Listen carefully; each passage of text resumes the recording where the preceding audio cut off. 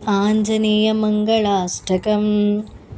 गौरी शिववायुवराय अञ्जनिकेसरिसुताय च अग्निपञ्चकजाताय आञ्जनेयाय मङ्गलम्।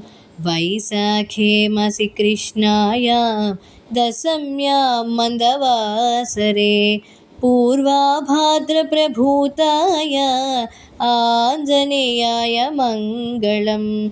पञ्चाननाय भीमाय कालनेमिहराय च कौण्डिन्यगोत्रजाताय आञ्जनेयाय मङ्गलम्। सुवत्सलाकळत्राय चतुर्भुजधराय च उष्टारूढाय वीराय आञ्जनेयाय मङ्गलम्।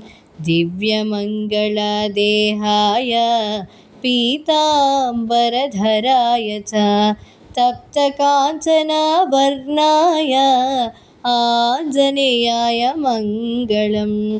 करुणारसपूर्णाय फलापूपप्रियाय च माणिक्यहारकण्ठाय आञ्जनेयाय मङ्गलम्।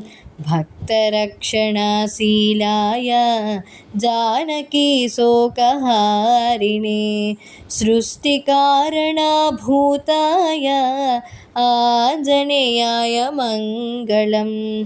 रम्भावनविहाराय गन्धमादनवासिने सर्वलोकैकनाथाय आञ्जनेयाय मङ्गलम्।